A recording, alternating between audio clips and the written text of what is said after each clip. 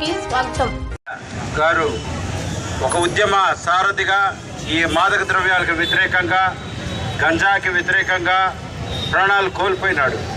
ఈరోజు మనందరము ఇక్కడ ఈ విధంగా సమీకరించుకోవడానికి ఒక హత్య వేదిక అయింది.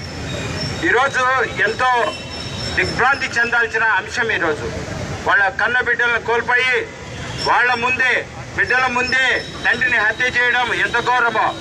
ఈరోజు మహిళల గురించి ఒక మహిళ ఈ నెల్లూరు జిల్లాలో రాష్ట్రంలో ఎక్కడా లేని విధంగా చిన్న చిన్న అంగళ్ళు పెట్టుకొని కుటుంబాల్ని పెంచి పోషించుకుంటుంది. దీన్ని ఆసరాగా తీసుకొని ఈరోజు వాళ్ళని ఒక గంజాయి డాన్గా మారిస్తే ఎలా ఉంటుంది అని కొంతమంది రాజకీయ శక్తులు దీని వెనక ఉండి దీన్ని ముందుకు నడిపించినారు.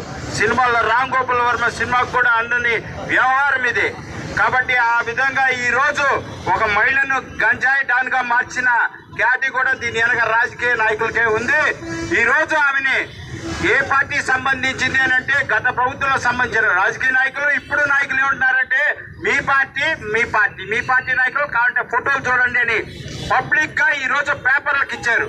ఈరోజు మేము కాంగ్రెస్ పార్టీ తరఫున ఒకటే డిమాండ్ చేస్తున్నాం. ఇంత నిర్ద్వందంగా రాజకీయ నాయకులు మీ పార్టీ చెందిన వాళ్ళు అని చెప్తున్నప్పుడు ఆ రెండు రాజకీయ పార్టీల నాయకుల మీద ఎందుకు సిట్టింగ్ జడ్జి చేత విచారణ జరిపించడం లేదు అని మేము అడుగుతున్నాం ఈరోజు ప్రభుత్వాన్ని.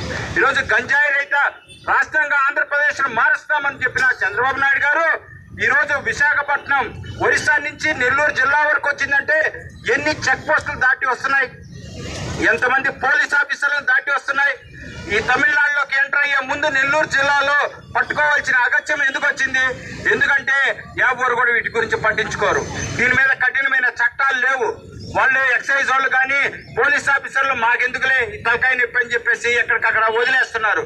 ప్రభుత్వం యొక్క ఉదాసీన వైఖరి, రాజకీయ నాయకుల యొక్క ఇష్టానుసారంగా ఈరోజు ప్రతి ఒక్క కుటుంబంలో ఈరోజు యువత ఈ సినిమా యాక్టర్లు కూడా గత సంవత్సరం మనం చూసాం.